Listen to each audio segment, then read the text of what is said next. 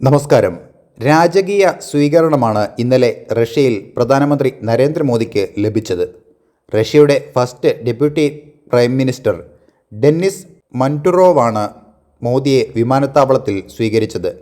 Guard of ഓണറിന് ശേഷം മോദിയെ ഹോട്ടലിലേക്ക് കൊണ്ടുപോയ കാറിലും ഡെന്നിസ് ഒപ്പമുണ്ടായിരുന്നു. ചൈനയുടെ പ്രസിഡന്റ് ഷീ ജിൻപിങ് റഷ്യ സന്ദർശിച്ച വേളയിൽ അദ്ദേഹത്തെ സ്വീകരിച്ചത് റഷ്യയുടെ ഡെപ്യൂട്ടി പ്രൈം മിനിസ്റ്ററായിരുന്നു. എന്നാൽ ഇന്ത്യൻ പ്രധാനമന്ത്രിയെ സ്വീകരിക്കാൻ ഡെപ്യൂട്ടി പ്രൈം മിനിസ്റ്ററിനേക്കാൾ മുതിർന്ന ഫസ്റ്റ് ഡെപ്യൂട്ടി പ്രൈം മിനിസ്റ്റർ എത്തിയത് ശ്രദ്ധേയമാണ്. ഷീ ജിൻപിങ്ങിനേക്കാൾ പ്രാധാന്യം നരേന്ദ്രമോദിക്ക് പുടിൻ നൽകുന്നുണ്ടെന്നത് പുടിൻ്റെ ബോഡി ലാംഗ്വേജിൽ നിന്ന് തന്നെ വ്യക്തമായിരുന്നു. ഡ്രൈവിംഗ് സീറ്റിൽ റഷ്യൻ പ്രസിഡന്റ് ഇരുന്നുകൊണ്ട് നരേന്ദ്രമോദിയെയും കൊണ്ട് ഇലക്ട്രിക് വാഹനത്തിൽ ഒരു യാത്രയും നടത്തി പുടിൻ.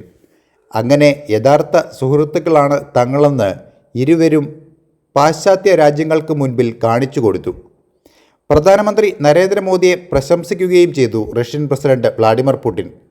മോദിക്ക് ഇന്ത്യയിലെ ജനങ്ങൾക്ക് ആത്മവിശ്വാസം നൽകാനായെന്ന് പുടിൻ അഭിപ്രായപ്പെട്ടു. മൂന്നാം തവണയും അധികാരത്തിൽ എത്തിയത് വലിയ നേട്ടമാണെന്ന് പുടിനോട് മോദി പറഞ്ഞു.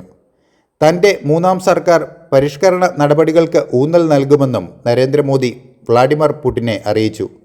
അതേസമയം റഷ്യൻ സേനയുടെ കൂടെയുള്ള എല്ലാ ഇന്ത്യക്കാരെയും തിരിച്ചയക്കാൻ ധാരണയായി. നരേന്ദ്രമോദിയുടെ നിർദ്ദേശം വ്ളാഡിമിർ പുടിൻ അംഗീകരിച്ചു. ഇന്ത്യയിൽ നിന്ന് സേനയിലേക്ക് ആളുകളെ റിക്രൂട്ട് ചെയ്തത് വൻ വിവാദത്തിന് ഇടയാക്കിയിരുന്നു. നരേന്ദ്രമോദി റഷ്യൻ സന്ദർശനം തുടരുകയാണ്. ഇന്ത്യ റഷ്യ വാർഷിക ഉച്ചകോടി ഇന്ന് മോസ്കോയിൽ നടക്കും. പ്രധാനമന്ത്രി നരേന്ദ്രമോദിയും റഷ്യൻ പ്രസിഡന്റ് വ്ളാഡിമിർ പുടിനും നേതൃത്വം നൽകുന്ന ഉച്ചകോടിക്ക് ശേഷം സുപ്രധാന പ്രഖ്യാപനങ്ങൾ ഉണ്ടാകും എന്നാണ് വിലയിരുത്തൽ. മോദിക്കും പുടിനും ഇടയിൽ 1 മണിക്കൂർ പ്രത്യേക ചർച്ചയും ഇന്ന് നിശ്ചയിച്ചിട്ടുണ്ട്. ഇന്നലെ മോസ്കോയിലെത്തിയ മോദിക്ക് പ്രസിഡന്റ് പുടിൻ അത്താഴ വിരുന്ന് നൽകിയിരുന്നു. റഷ്യയുടെ പരമോന്നത ദേശീയ പുരസ്കാരമായ ഓർഡർ ഓഫ് സെന്റ് ആൻഡ്രൂ പുരസ്കാരം മോദിക്ക് ഇന്ന് സമ്മാനിക്കും. 2019 ഈ ബഹുമതി പ്രഖ്യാപിച്ചത്. മോസ്കോയിലെ ഇന്ത്യൻ സമൂഹത്തെയും മോദി ഇന്ന് കാണും. വൈകിട്ട് ഓസ്ട്രിയൻ തലസ്ഥാനമായ വിയന്നയിൽ എത്തുന്ന മോദിക്ക് ഓസ്ട്രിയൻ ചാൻസലർ കാൾ നെഹാമ്മർ അത്താഴ വിരുന്ന് നൽകും. ഏതായാലും റഷ്യയിൽ മോദി ഹീറോ ആവുകയാണ്. ലോകം മുഴുവൻ ഉറ്റുനോക്കുകയാണ് ഇന്ത്യയുടെ നീക്കം. അപ്പോൾ മറ്റൊരു വാർത്തയുമായി വീണ്ടും കാണാം. നന്ദി.